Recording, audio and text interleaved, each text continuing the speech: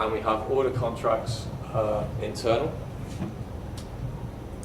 Now, what this means is, so we have I order accepted internal, and I order accepted internal inherits from I order accepted. So this actually has a dependency on the external or public contracts. But what we do is we add additional data to the message. So this is effectively like a fat message versus a thin message. The thin messages contain just IDs, as we saw with the buyer's remorse and the public order accepted, and that gives you that keeps things decoupled because you're just communicating with IDs. But what we do is, so we have these internal contracts for kind of intra-service communication.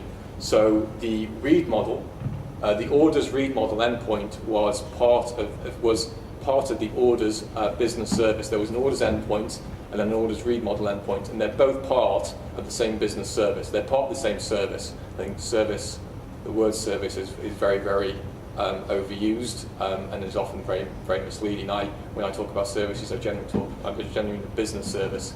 So the order service has two endpoints, the main orders endpoint and the orders read model endpoint. And because they are part of the same business service, it is okay for those endpoints to exchange these fat messages which have a lot of data on them.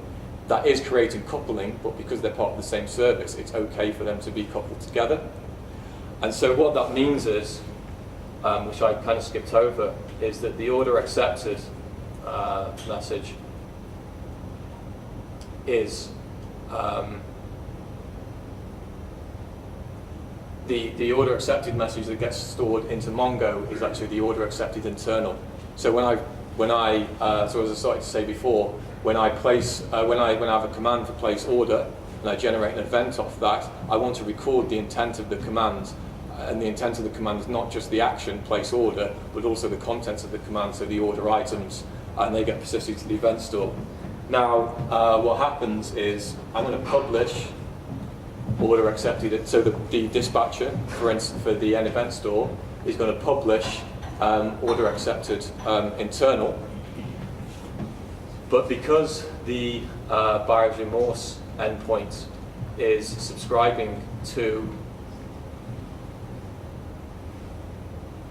the I order accepted, which is the public contract, because of the polymorphism that we started to talk about earlier on, then the buyer's remorse endpoint gets the kind of thin order accepted event, and the other services or another service subscribing to the fat message gets that one.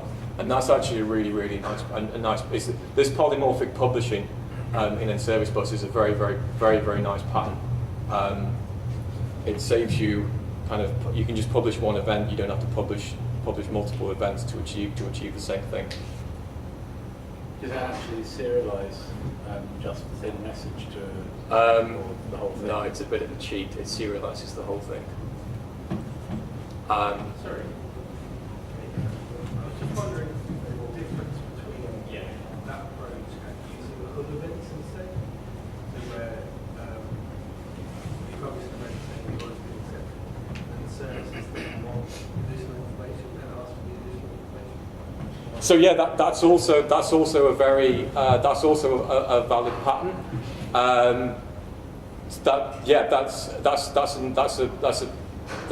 That's another approach.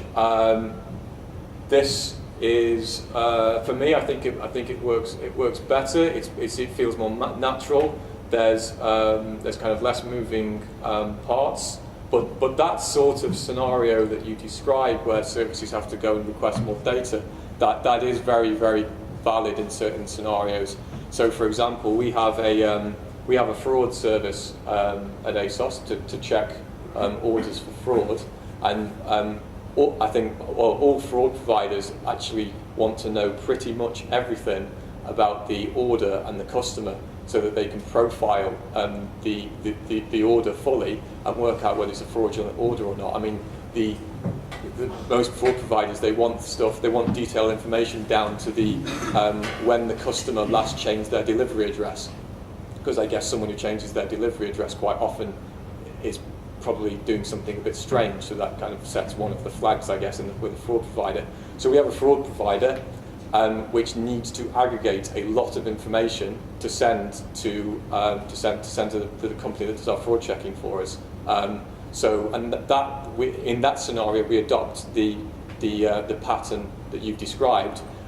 So the fraud service subscribes to the order accepted event, I think, which just has the order ID. Then the fraud service uses that order ID to go and get all of the information that it requires, and it requires a lot of information. So I mean, maybe that's the cutoff point. So if you have, although you have these fat messages, so like the order accepted message there, it is a fat message, but all it's actually got on is the order line items and the customer ID. Then I'd probably do the message. If I start to get more data than that, like the fraud service needs, then perhaps I'd adapt to the pattern that you describe. So what you that is still related to passing the extra information is also related specifically to your, as you say, fraud service, also wants additional information. Yes. Yeah. Yeah. Can I just ask, so you're republishing the events, is that the same events, even if they're derived, you're publishing them when they come out of, when they go into event store? Yes. And then you're publishing them again. Is that the same event type? Would they get re-picked up by the same handler, the original handler? Yes. Oh, hang on. What do you mean? So when we so what happens? So let's go back to the code. Let me work through this, and so we have the place order command, for example. So we have place order comes in, yeah, and then it's going to call the order aggregate, and it's going to call place. In the place methods, it's going to validate the commands, and then it's going to apply order accepted. Okay. So it's different to the handler when he came in, right? Because the handler's handling the command and then publishing the event. So yeah, Yeah. cool.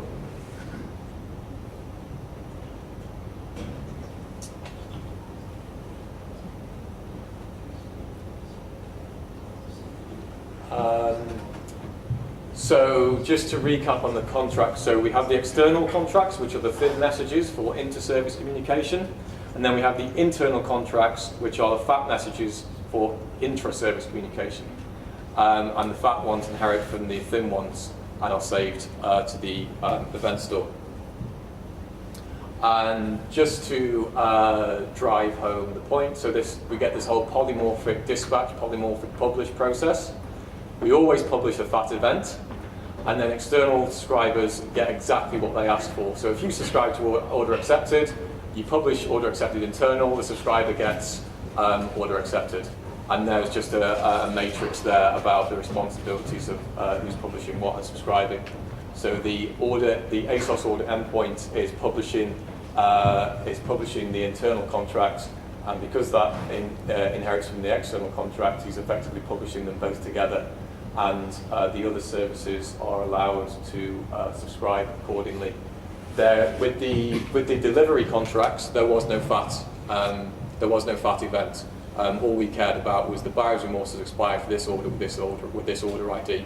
There was no FAT message. There was I guess the crux of it is that the buyer's remorse endpoint wasn't using event sourcing, so there was nothing to store in the event store. So it didn't need a FAT message.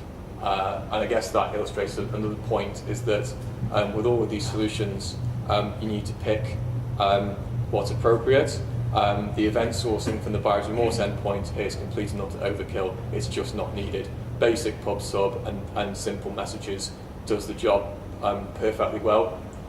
And that, I guess, that is also it dovetails a little bit with the point of having these smaller, one endpoint per solution, and then those endpoints can pick the solution or the architectural style best fitted for that endpoint. So you can keep it quite simple, or go with kind of event sourcing or other approaches. and then those endpoints can kind of evolve independently.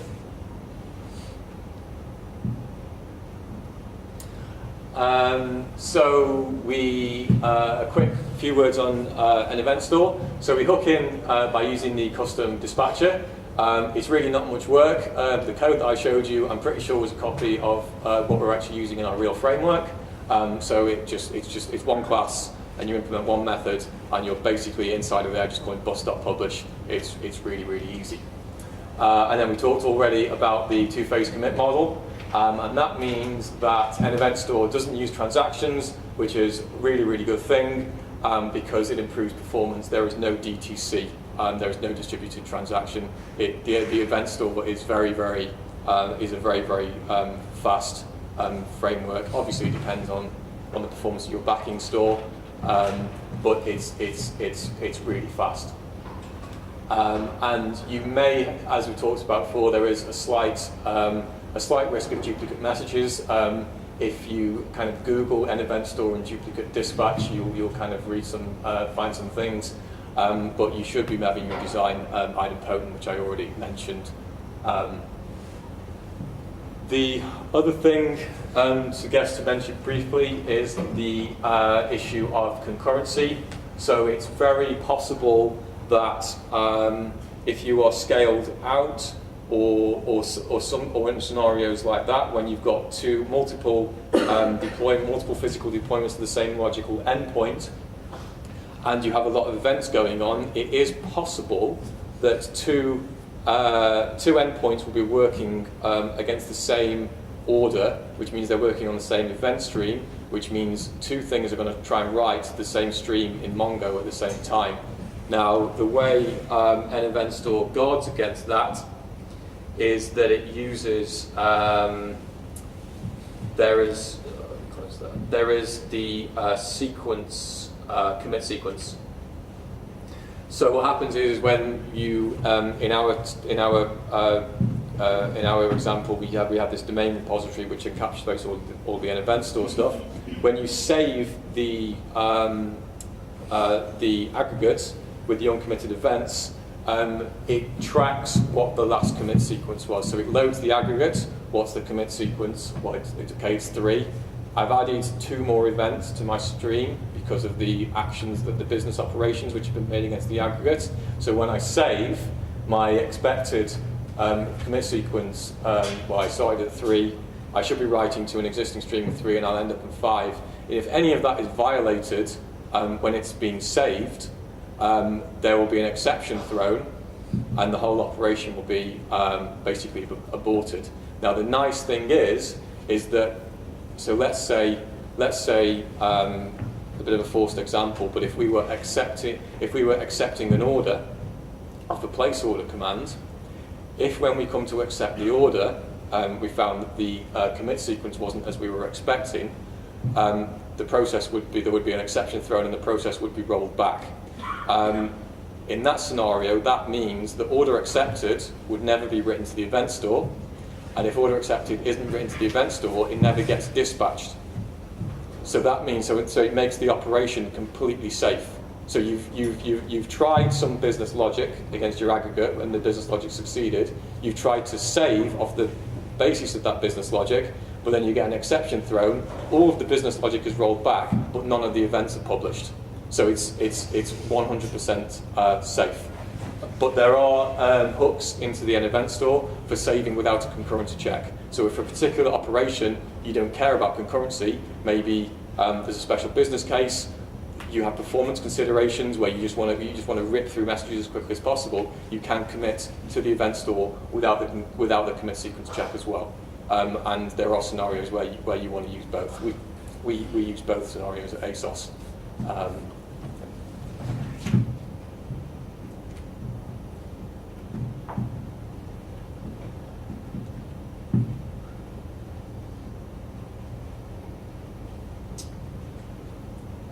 So I had a quick demo on end service bus and monitoring. So let me just set up the that.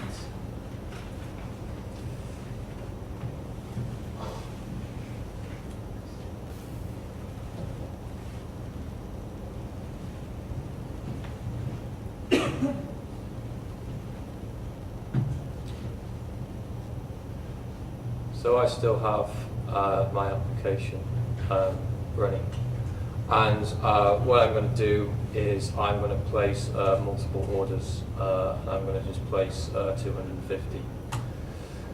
So a bunch of stuff is going to happen, and what I have running is perfmon. So I'm using the end service bus performance counters for this.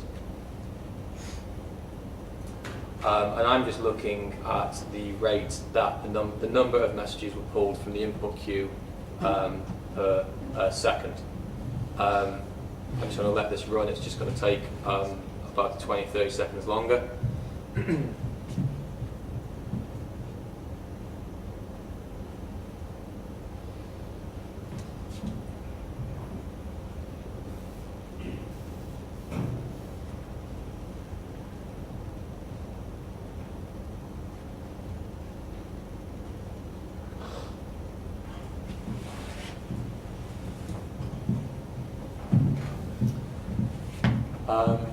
So I have found the performance counters for end service bus invaluable because it basically tells you exactly what is going on in the system at any particular time. So we are quite big on messaging ASOS. All of our order processing platform is moving towards that. So everything that happens in the system we're starting to get to the point where it's represented by a message. So whether an order is accepted, an order is cancelled, a payment is authorised, a payment is billed, a payment is rejected, a fraud check succeeds, a fraud check passes, a fraud check fails rather. It's all basically events, and we can then use the performance counters within Service Bus to track exactly what's going on with the system. And this is quite a nice example here. So the red line is the buyer's remorse endpoint. So what's happened here is that the green line is the order's endpoint, and the green line is basically where it all started.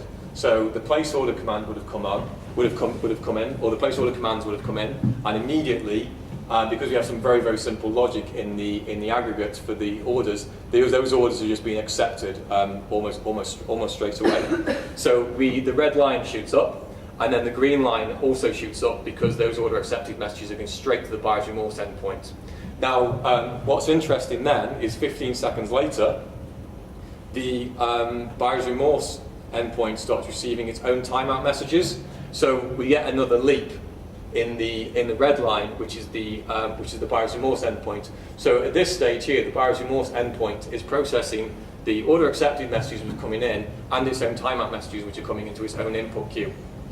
And then what happens is, after a while, it drops back down, and it drops back down here because the order accepted messages have stopped coming in, but we're still processing the residual timeout messages from towards the end of the order accepted messages that came in, and then it just drops off a cliff when it's processed them all. The green line, which is the orders endpoint, is steady because basically we dropped a load of place order commands onto the event queue, onto the input queue, and then it just pulled them off the queue as quick as it could. So we've got a fairly flat profile, and then it just drops off again. And then there is the blue line, which is the one from the read model, which is still running. And what that's also done is hooked into, it's subscribed to the order accepted events, basically written it to the database, and that's it. So we can tell here from these perf counters the exact kind of how the profile of the application, because everything is represented by an event. We can tell exactly what's going on in the system. Now this is quite a simple example, but for kind of probably longer than I'd like, I was glued to perfmon last year in production, looking at how the system was behaving and basically measuring the performance of the system, making estimates to the maximum system throughput, and basically I was able to do quite hard calculations of, we look at the business forecast for how many orders we're going to get over a 24-hour period or over an hour's period. From looking at the performance counters, we can kind of tell what the maximum throughput of the system is, and then we could start to make quite accurate guesses as to how much, where we need to scale out. Do we need additional infrastructure? Is the infrastructure fast enough? And to be honest, these perf counters in the service bus, I don't know if I probably overstating it a little bit, but these things which basically enabled ASOS to get through our peak trading period last year and basically come through Black Friday, because it gave us all of the information we needed to be able to say, can the system do it? And I'm really pleased to say that we did. Black Friday last year was our busiest 24-hour period in the history of the company. We broke all sales records, and we didn't have any order backlogs. The system stayed up. We didn't have to put a horrible queuing system on the front end like couriers did and various other people. It all just worked, and a huge kind of helped that with these performance counters, and I cannot overstate enough how useful they are, and how looking at those lines there, I can actually tell, I can tell that here that's when the timeout messages kicked off. So we've doubled the load on the endpoint because, in addition to getting the order accepted messages, it was also getting its own timeout messages, and you can completely profile the application, well, not completely, but you get a very, very good feel for how this application is going to work and what the behaviour of it's going to be. And the great thing is Perfmon comes with like zero overhead, so you can look at these perf counters. In production, you can say how is the system behaving, and it really is an excellent feature. Are you capturing the data out of the system into a monitoring tool or anything like that? So we at the moment what we are doing is quite a basic solution, and that we have rolling Perfmon logs as it takes our performance monitoring team have set up. Perfmon to record the Perfmon logs for like the rolling last X number of days. I think it's the last 7 days, and then they get basically flushed out onto a file drop. So anytime I can go to a file drop and get the Perfmon logs for the last 7 days for the order processing system. That's actually a pretty good solution. I mean, it's not super elegant. It's not like a dashboard where I can log on and perhaps drill down time periods and what have you. I have to manually go and get some files and load them into Perfmon. But it's a pretty good solution when you're getting this sort of data. I'm guessing the performance monitoring team have ideas like you just suggested, like a more user-friendly tools. I suspect that's on their roadmap. And one last piece on the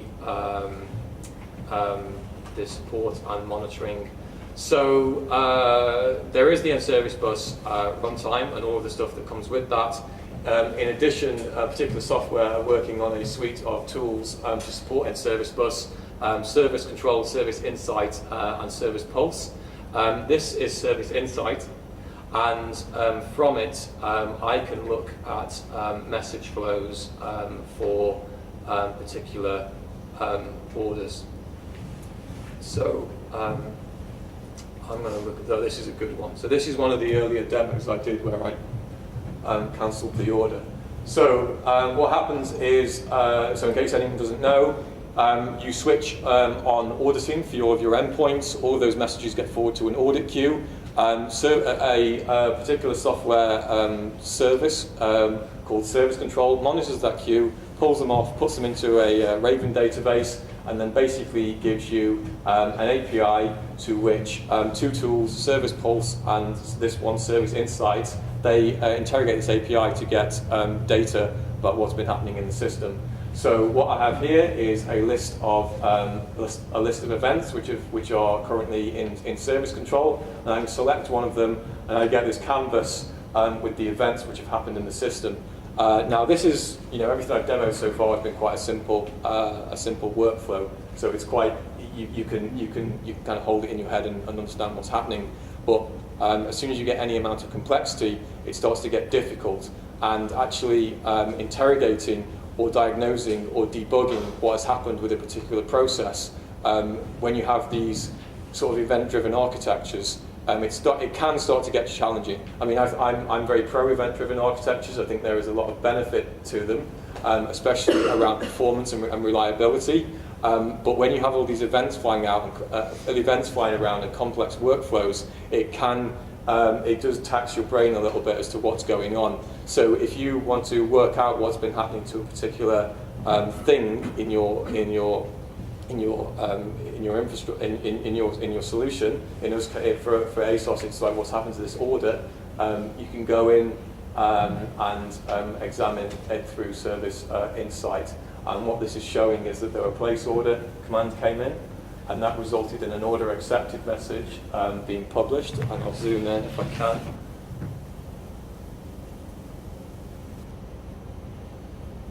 So yeah, order accepted messages being published, and they were consumed by the buyer's remorse endpoint and the read model endpoint. For the read model endpoint, that's it. That's the end of the workflow. It gets the message and writes the data to the database, and then that's it. Job done. With the buyer's remorse endpoint, obviously the workflow moves on. The buyer's remorse period timeout message is published. So that's the end service bus timeout message. And then that is replayed back into the same endpoint because the endpoint has asked for the timeout. And then the timeout is published from the buyer's remorse endpoint, and then that goes out and is consumed by the orders endpoint. And when you have this sort of information, and then there's a separate flow for the cancellation process. When you have this sort of information, you can tell exactly what's happened in your system. And when you have a complex event flow, it's easy to tell what's been going on in your system. So I'm a big fan of Service Insight. And the last piece in the puzzle is Service Pulse. And this is a GUI. So I don't have my heartbeats set up. So it's alerting me that it thinks my endpoints aren't running. At the moment, that's a false positive because I've not done some configuration stuff I need to. But what I do have in here is the failed message. And this was the one from before where I tried to cancel an order and the buyer's remorse period has expired. So in this case, the error had gone to the error queue, Service Pulse had picked it up, and then I can do stuff with it. I could retry it. That's pointless because the buyer's remorse period has expired. In reality, you would probably, if a buyer's remorse period is expired and someone has tried to cancel it, you would probably do a bus stop return or a bus stop reply to indicate to the client that their operation failed. But this just demonstrates Service Pulse in case anyone hadn't seen it. And this is a useful tool more around the sort of supporting the application. Yes?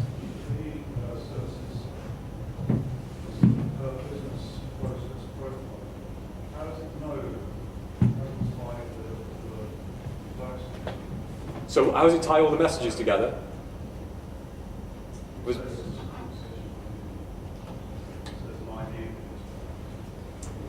So what that is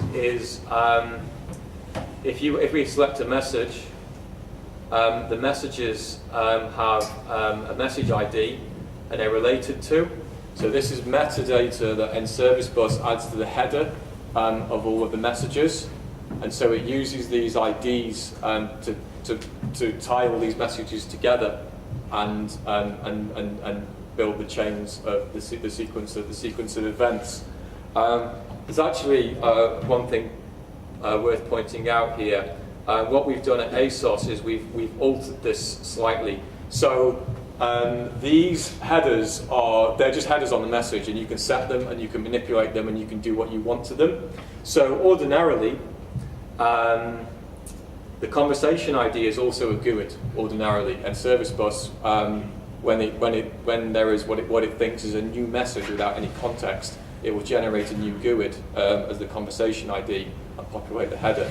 Now, what we've done at ASOS is we've overridden that behavior, and you do that just by using the NService Bus API just to set the message header on that message. It's one line of code. and we've set the conversation ID to the order ID. So this was one of the order IDs that you remember that I was placing before, where I think I used the ID 4567. So now, if I go into the search box in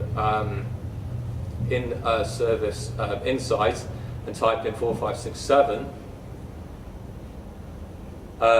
so you see before we had 26 pages of messages. Now we just have one page and a few messages, and these are all of the messages that are to do with that conversation ID.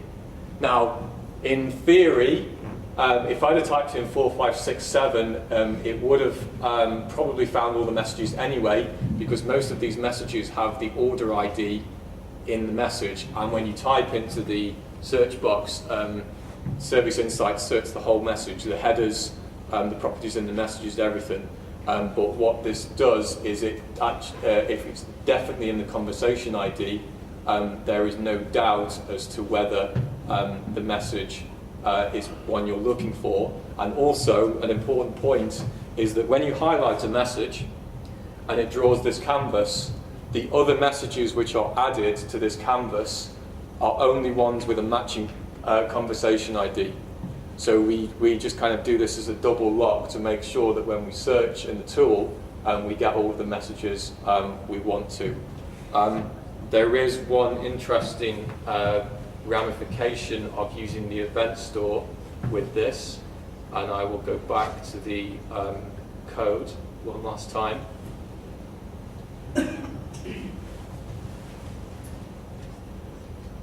Colin, are you running those tools in production? We ran the tools in production late last year, and they were working pretty well. Now, what happened was we work at a very high volume, especially obviously during our peak trading periods, and basically having these tools on in production means that every single message is audited. So we were doubling the load on the system because we had a copy of every message that's been sent to the audit queue. So what we did to guarantee that we made it through our peak trading period is we turned off the auditing, which kills these tools over our peak trading period. And because January has been sales and what have you, we've not actually switched it back on yet. But yes, for a while, we did have these things running in production and it was working very well. I intend to return to them because the stuff like Service Insight is invaluable. But what I will say is we have multiple programs of work going on at ASOS, and the customer and profile people who I mentioned at the start, they are fortunate in a lot of their stuff is in the cloud. Because we're order processing, some of our stuff is PCI compliant, so all of our stuff is in our own data center. So we're using MSMQ and all of that. The customer and profile people have put a lot of their stuff out into Azure already. And so they are on kind of slightly separate infrastructure. So they have their own instances of service control and service pulse, and the customer and profile program are running those tools in production right now today, and it works very well. I mean, and Service Plus has always had a solution in this area. In this, there's the whole return to source tool and everything, and you could use. There's a tool called this one, Q Explorer, which is very useful for MSMQ. So there were ways and means of supporting a Service Bus using return to source and tools like this. But these Service Pulse and Service Insight, they're just kind of on a whole other level of being able to see what's happening in the system, especially Service Insight, because you get that nice canvas. Did you not scale that out? So once it goes to the audit queue, that is it's still in production, but on a separate lot of infrastructure, and have the Insight and Pulse running on that. So there were restrictions around time of provisioning the infrastructure, getting space in the data center, just general kind of logistical stuff, which made us just go, do you know what? The pragmatic thing to do is just to turn it off. Because you still get all the errors in the error queue, and you get, you go into the error queue and you see the stack trace with the message and everything. The system was very supportable. We just lost a couple of tools for a little while, and it would have been a case of maybe we would have ended up purchasing some tin just as a temporary measure, which was probably not a sensible thing to do. Sorry, quick question. You mentioned that you've got a hardware system in a house data centre and another part of it up in Azure. How are you facilitating the two systems together? Are you using the gateway that NService? So at the moment, those systems aren't communicating at the moment. They're completely separate programs of work. The customer and profile people is purely about the social side of things, customer recommendations, all that sort of stuff. We are purely kind of checkout and order processing, and at the moment we don't cross over. Although we can see that that's going to happen, and we are exploring some of the things you talked about. So the NService Bus Gateway is an option, and also Yves, I can't pronounce his surname, the guy who does the Azure transport. He has on his GitHub account, I think, he has a sample of a bridge, and it's using the extension points of NService Bus to bridge an on-premise transport with the Azure Service Bus, and we've prototyped that, and it's worked pretty well. And I actually think one of the teams in ASOS actually has actually implemented that bridge, and they actually have it in production, because they are actually half and half, and that's on the logistics side of the business. So I was going to show you the code and one last time, and it's just a gotcha around this whole thing with conversation IDs and stuff, and if you're using an event stores and the dispatcher. So yeah, these are the things I said I would return to. So remember when we're publishing an event, we are setting these the message headers and what have you. So setting all of these headers here in this code is basically setting so that the conversation ID, that guy, and that the related to header, that they are actually correct. So that in Service Pulse, the conversation ID and that one's not related to, but let's click on that one.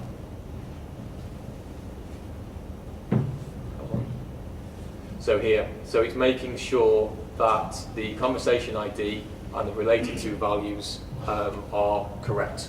Because the reason for this is that if you handle a message in an NService Bus handler and then you publish it, NService Bus has the context there and then. It's aware of the messages from the inbound, it's aware of the headers on the inbound message, and it can interrogate the inbound message for the right values that it needs to populate the headers on the outbound message that it publishes or sends, so that everything stitches together.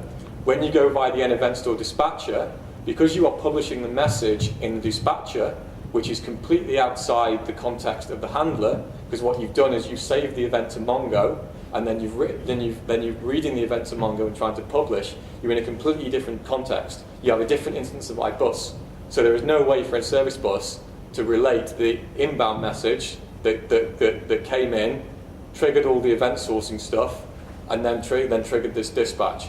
So those headers are basically to make sure everything hangs together. And if you don't do that, you get odd behaviour. All the right messages aren't on the same canvas, and links are broken between messages because then Service Bus just doesn't understand the context of all the messages. Is that just something because you're using Mongo as your event? If you were using Raven, would you? No, it's the same model. It's because you're using that dispatcher, so you just lose the NService Bus context. It's not to do with the particular persistence. It's just because you've lost context in the dispatcher.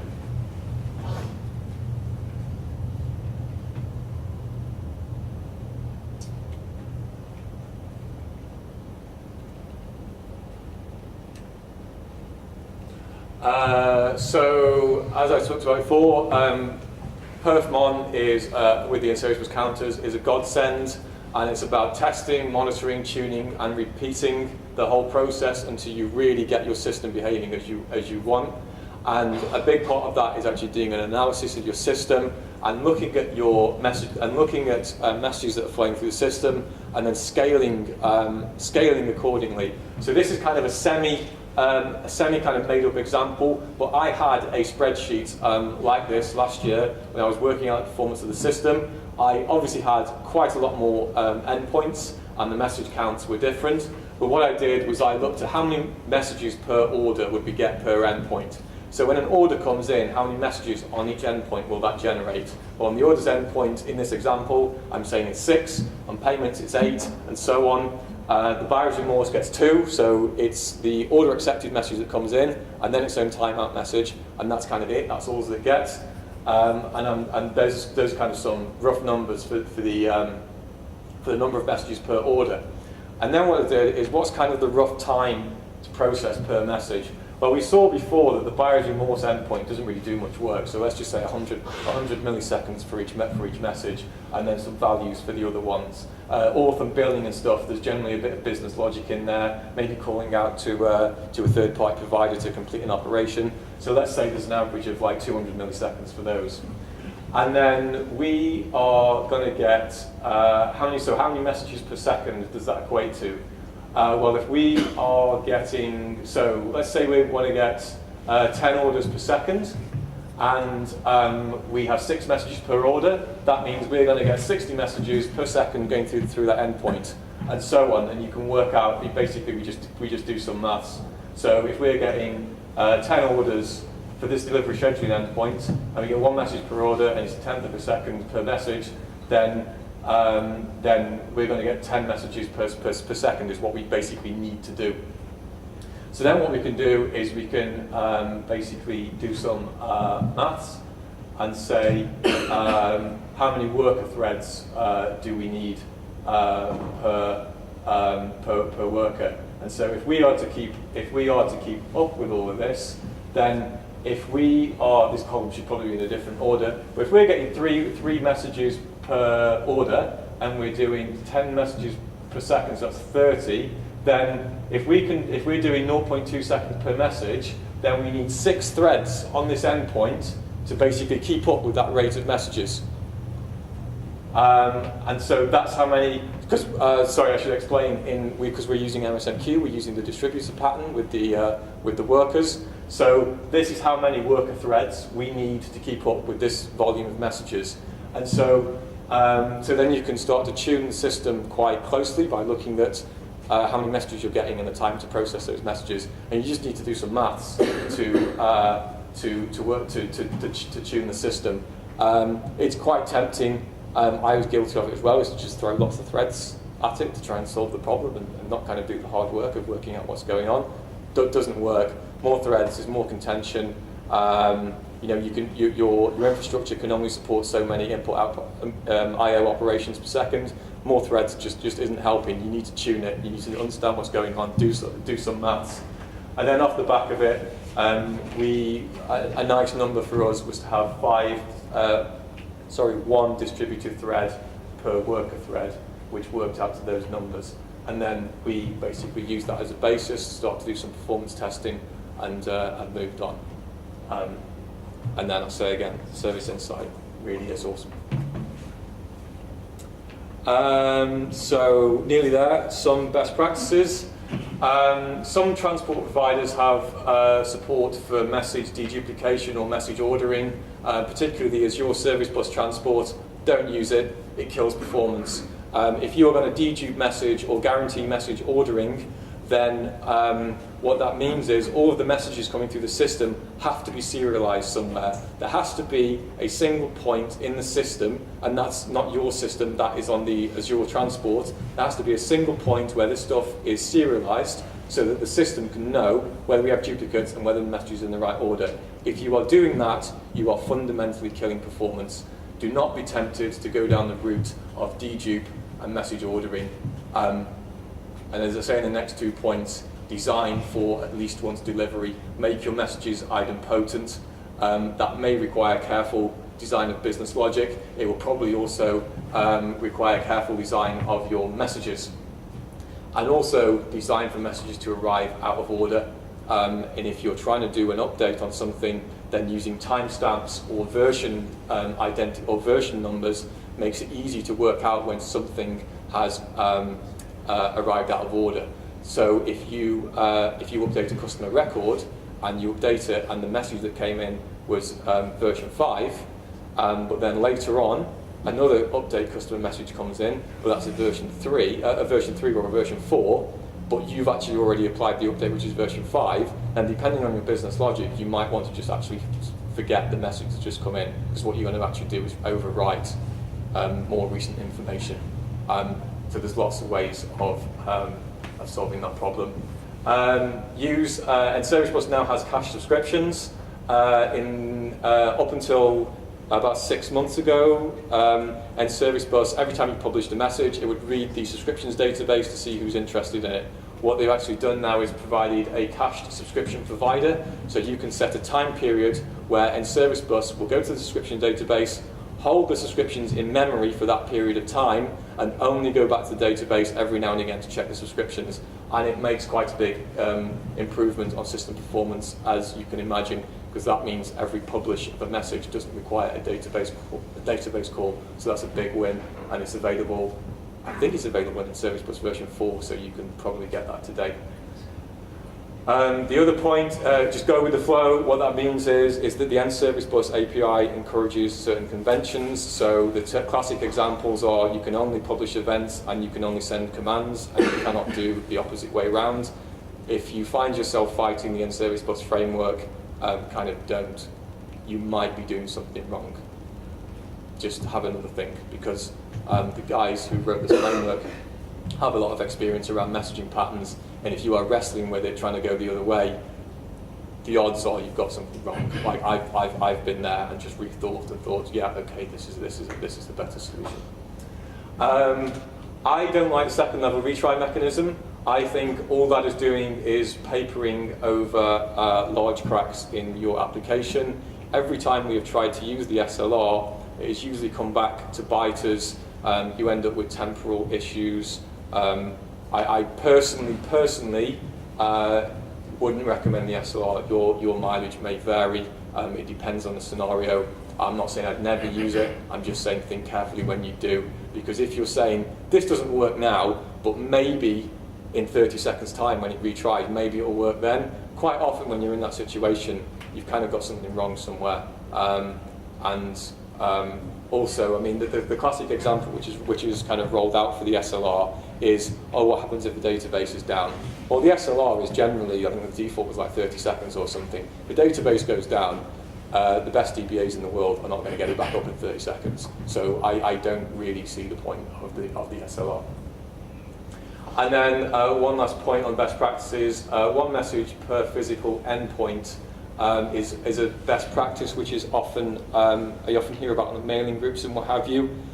So what that means is you have a logical endpoint, but you may deploy it multiple times according to which message is publishing. So, for example, with the order service, the orders endpoint we had in the demo, that's accepting a number of messages. So, for example, place order and cancel order. What this suggests is that we have one physical instance of the endpoint for processing place orders, and another physical instance of the endpoint for processing the cancel orders, and then we can scale those endpoints independently. In some scenarios, that is a very useful thing to do. If you follow that convention to the nth degree, what that means is a massive proliferation of physical endpoints and basically an operational nightmare. Because instead of maybe having 10 or 20 physical endpoints, you end up with 80 because you have a different endpoint for every single type of message in your system. And for me, that's just overkill, and your DevOps people will probably want to kill you. So a quick word on the transports. Service Bus abstracts transports pretty well, but doesn't abstract their fundamental behaviors. There are bus-style transports like MSMQ, which gives you store and forward, which is a very, very powerful pattern. So very quickly, if you're integrating with a payment service provider, they may not support idempotent operations around refunding partial refunds to a customer. So if you're refunding part of their money. Now what that means is that if you send this, if you make the same request twice, they will actually do the partial refund twice. So let's say a customer's made an order for £30 and you want to refund them 10. So you refund them 10. There's a glitch in the system, and you get sent again. They would actually refund the £10 again. So you've actually refunded them a total of £20. Now, a very powerful way of guarding against those sorts of scenarios is if you make a call to the provider and you get your response back, you then save your response by basically sending a message, a command, save result. And then if you've got a store and forward transport, it's almost guaranteed, I mean, it's just always going to happen that your command is going to be written to local disk and will then be forwarded on to wherever it needs to be processed. To be processed. If you need to make a remote call to this service provider, which is doing something, but then your transport is a broker-style transport like Azure Service Bus, you need to make a second network call. The network is unreliable, a lot less reliable than disk. So you are opening yourself up to scenarios where you make a call to a provider to do something, you then make a call to try and save the result, but there's a network glitch or something, and you don't save the result, and you lose it. So for me, store and forward is a very, very powerful pattern, and if you are using MSNQ, I would embrace it fully, but it does require the distributed pattern, which adds an extra moving part onto your infrastructure. And then there's the broker-style transport, where with Azure Service Bus and SQL Server. The great thing about those is that you can adopt the competing consumer pattern. There is no need for a distributor. If you have a queue, you can deploy n number of endpoints, and they will all poll that queue for messages, and they will just basically compete for messages off the queue. The transport will deal with reducing the propensity for duplicates, but it's a nice pattern, the competing consumer.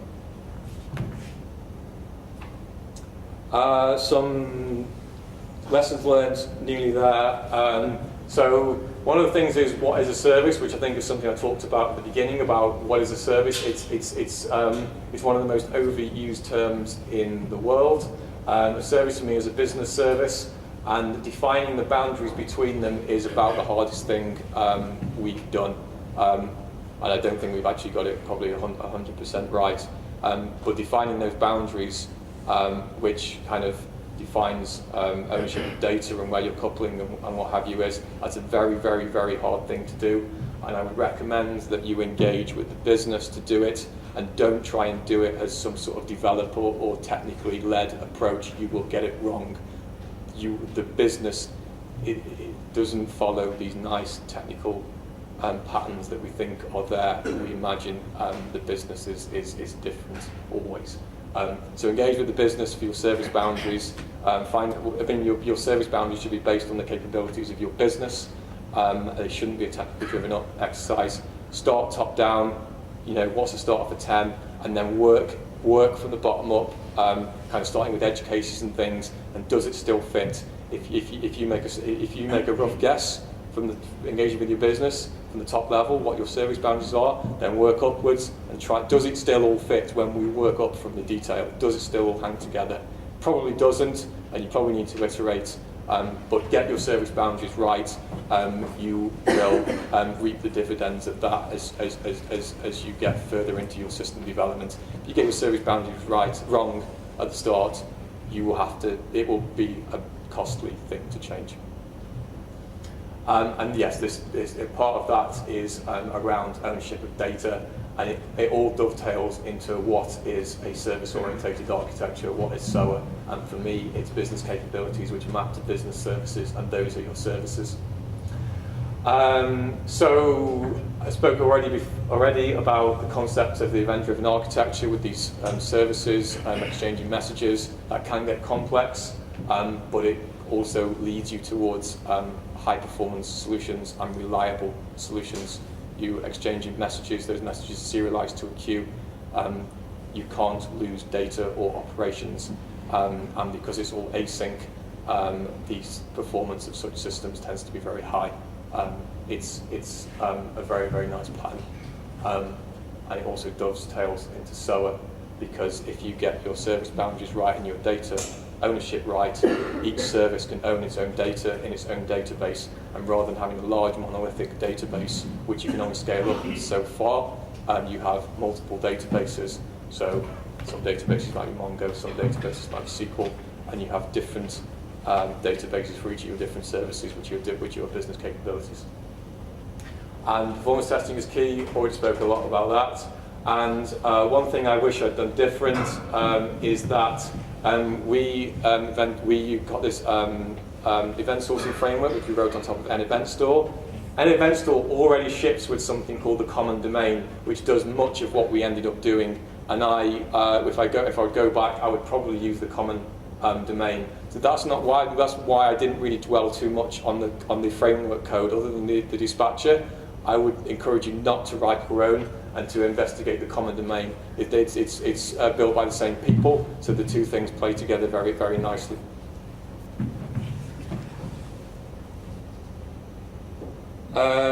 So 2 slides left. So we had a pretty excellent developer experience with a service bus. It's simple to unit test, so I've already spoken about the unit tests earlier. And one thing I've noticed is that everyone speaks the same language when you're talking about events. The BAs, the QAs, the developers, the architects, everyone talks the same language. Order accepted, order cancelled, payment rejected, payment authorized. Everyone has the same language. It's not like I found now when I look back historically, you always found that you would go speak to the business, and then you would almost mentally map that into the technical aspects of the system. But now, I found we have a ubiquitous language. We have all these events, and they make sense to everyone. And then the events are kind of significant kind of business events, so they do mean something to the business. And service bus deployment is simple. You just use PowerShell, and you're done. There is a but on the next slide. The performance is good when you back it up with the right technology. Again, I really like Service Insight. All software has bugs, including a service bus, but the guys do turn them around very quickly. If you get a bug, it gets turned around, hot fixed. There's a new service bus assembly on NuGet very, very soon. The guys are really good at fixing problems. So challenges. The distributor for MSMQ is not as fast as you might expect. So when you look into what the distributor is doing, it works by an exchange of control messages with the workers. So when a distributor wants to send a message to a worker, it has to read a control message from the queue, send the next sort of business message out to the worker, and then it will get another control message back in receipt. So there's at least 3 operations just to send out one actual sort of meaningful message.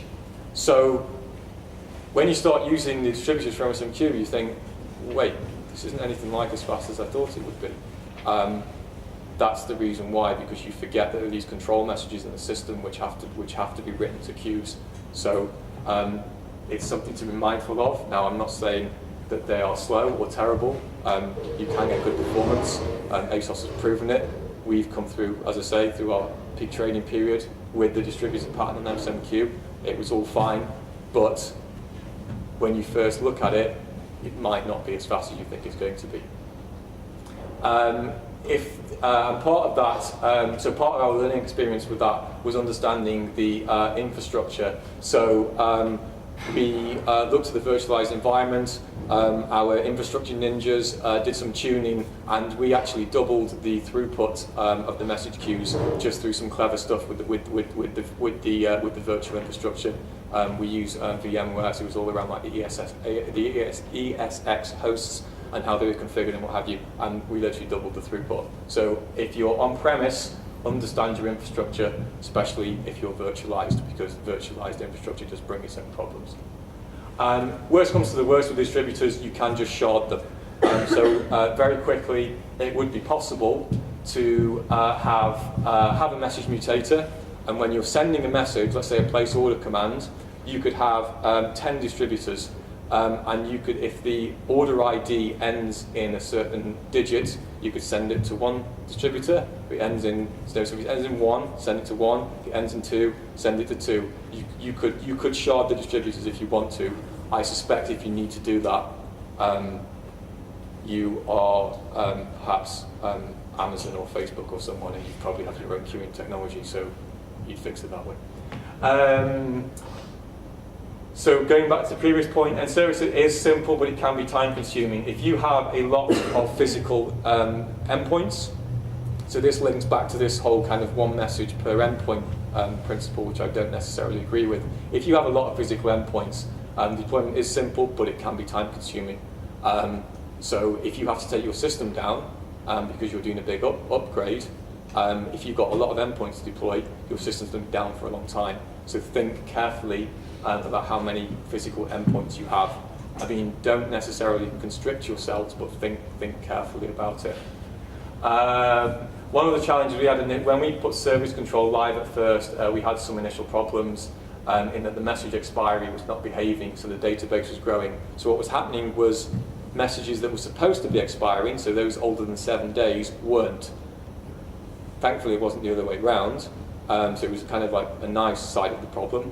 And Service Bus fixed that very quickly, and we got a new version of service control, and it's all good. The other thing I would say is that the Service Pulse interface needs some, the user interface needs some work. So these are some of the improvements I would want for in Service Bus: a faster distributor. And I actually spoke to Udi Dahan when he was here late last year doing one of his talks at Skills Matter. And they are working on a new distributor. It's completely unofficial. I don't know if it'll be released. I don't know if they're going to crack the problem. But he was describing to me that they were working on something and working towards more of a directory model for the distributor. So rather than the distributor accepting all the messages and pushing them onto the workers, the distributor would tell clients which workers were available, and then the clients would send the messages directly to the workers. So there wouldn't be there wouldn't be so much of a bottleneck. That's completely unofficial. That they might can the idea because it doesn't work. I don't know, but it might happen. A richer UI for Service Pulse would be really nice to better manage failed messages. So being able to sort and filter the failed messages, because in any system you're going to get error messages in there, and if you have a lot of them in Service Pulse, they can be a bit tricky to manage. And then the last one is I would love the ability to be able to host multiple logical endpoints in a single physical process. So this is back to the whole deployment thing.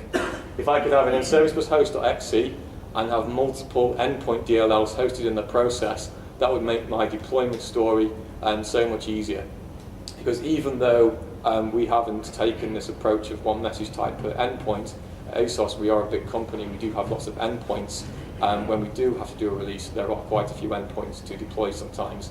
And if we were able to wrap multiple endpoints into a single in-service bus host, that would be most beneficial. Sorry, I lied. There was one more slide. In-service bus is a mature project, is a mature product. It works at scale. It's easy to work with, and I put the whole enterprise-ready thing because they have support agreements available now. So if a lot of companies are scared about using technology, if there's not a phone, if there's not someone they can phone in case something goes wrong, they have all that covered. MSMQ is bulletproof.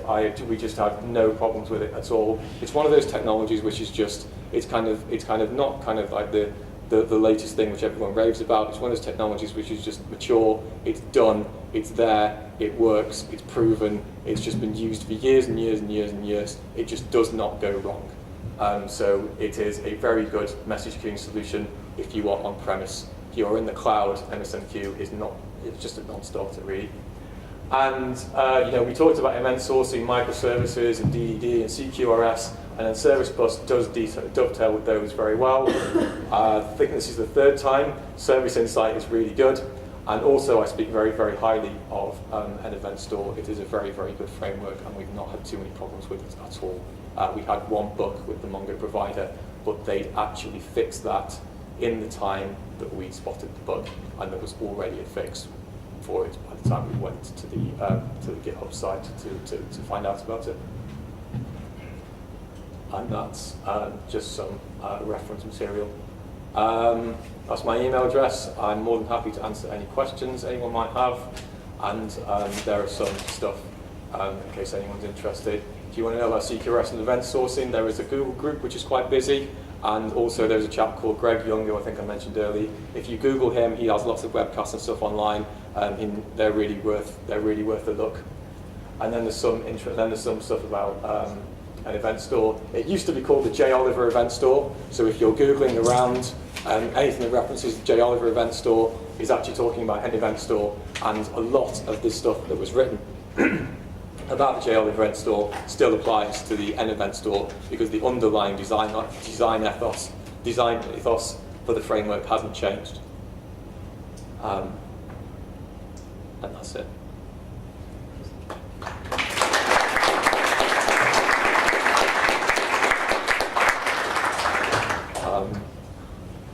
Slightly over time. Does anyone have any questions? If you do get like an error in live, falls in your error queue, and then you go okay, and then at some point you replay it, and then it actually generally errors again, and it isn't something that you think that you typically would just throw away, and it's because one of the solutions has been updated and it just generally is going wrong. How do you go about debugging that in your test, or you've got a message in production and you go right, can't deal with it too much in production and look at why it's going wrong, want to move that message somewhere else, and then you've got obviously all your solutions that in the way the architecture you've got there.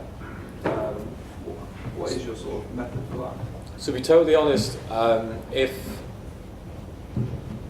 trying to debug an error in that sort of scenario is quite hard to do, because you have to set up a lot of infrastructure to make that happen, and the sort of process and infrastructure and discipline you would need to have in place to be able to debug a failed message from a version of something which is perhaps 1 or 2 versions ago, that would cost an awful lot of money. The honest truth is we wouldn't. I mean, when you talk about debug, are you saying as in let's launch a debugger and go through it? Or are you saying? Well, probably not initially, but as in, so you could get some idea as to go, that's what's causing that. Okay, sorry, I read too much into what you say. So I thought you were trying to actually debug it, and I thought you were trying to say. Well, that would be the next stage. So I think that's impossible, right?